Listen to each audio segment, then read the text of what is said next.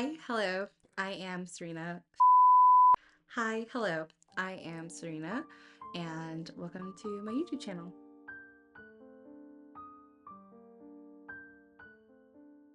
I am super nervous because I really don't know what this is going to become.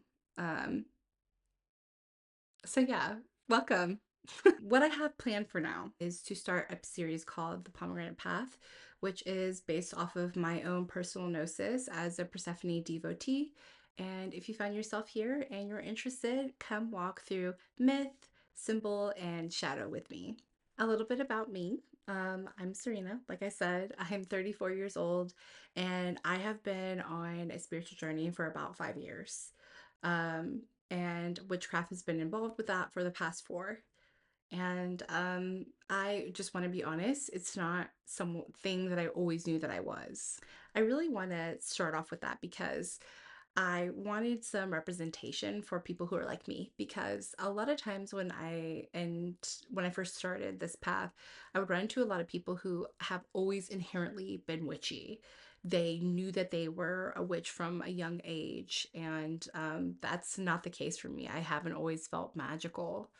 I wasn't casting spells as a kid, and it doesn't come naturally to me. It's actually really hard work. I was raised Christian until I was about 21, and then I became an atheist for many years. And yeah, about 5 years ago, I decided to invite magic into my life. I decided to invite spiritualism back into my life, and it has been a rough journey, honestly. Some days my journey, and for anyone who's starting off, some days my journey is beautiful and I feel aligned and I feel like I understand and I'm living in co-creation with the universe. And there are some days when it feels difficult and I don't know what I'm doing and I feel silly and like I'm wasting my time. But it's always so far been totally worth it. It has forced me to uncover a lot of hard truths about myself. And it has forced me to break down a lot of the paradigms that I had built up for myself. And I've had to confront a lot of uncomfortable truths. It's been really, really difficult, but also incredible. Wherever you begin, wherever you are, I just want to let you know that you are valid, your path is valid, and you are already enough. I'm also getting my master's of acupuncture, so I study traditional Chinese medicine. I am also half Korean, half white. And I am a Gemini sun, in case you're wondering. And so basically, duality shaped my life. And if you don't know, traditional Chinese medicine is based off of yin and yang. So between being a Gemini, yin and yang, and also being half Korean, half white, duality has shaped how I see the world. And in that, Persephone made a lot of sense for me. I just want to say this. So I chose Persephone. I feel like a lot of times when I see goddess work, um, I see a lot of people say that a goddess reached out to them, that they heard this goddess, that they were able to invoke the goddess, and I love that for them. I really do. I think that that's incredible. That has not been my experience at all. Persephone was a conscientious choice for me. Like earlier when I was talking about not feeling inherently witchy, I also want to talk about this because a lot of times I think that when we approach deity work, we wait to be chosen.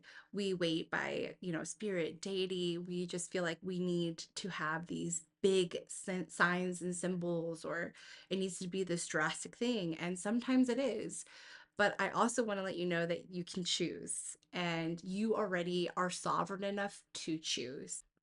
What I was looking for is really a mentor. And I found that not in a person, but in an archetype, in myth, and it became a mirror. And I found that in Persephone because she can hold both spring and shadow in one body. So I am a wife, just like she's a wife of Hades, and I am a daughter, just like she's a daughter of Demeter. And I also realize in looking at my relationship to others, I am like her, but I'm also more than these roles. And she is also more than the roles that have been given to her. And so are you.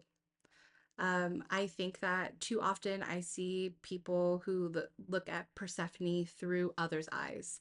She exists through Demeter's grief, or we get caught up in the debate. Did she choose the fruit? Was she tricked? Is it a love story? Is it, an abduction? There's so many different arguments happening. And while there is room for all of that, I think for me, sometimes in that we get caught up in losing the most important part of this entire story, which is her story of transformation, the descent, the darkening, the blooming, the return.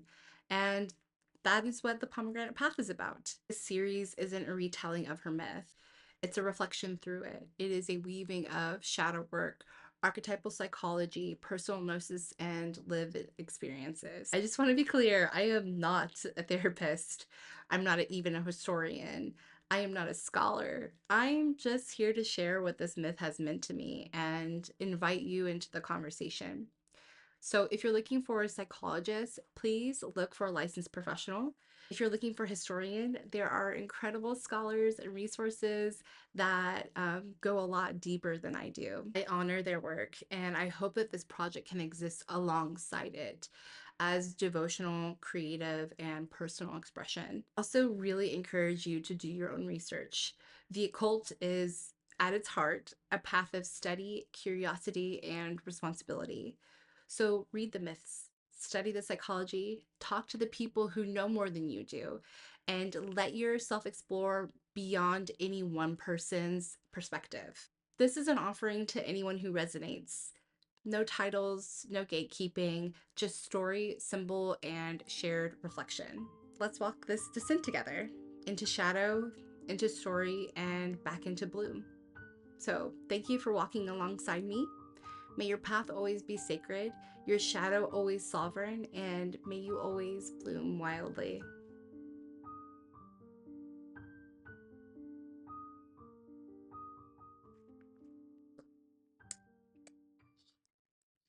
Say hi.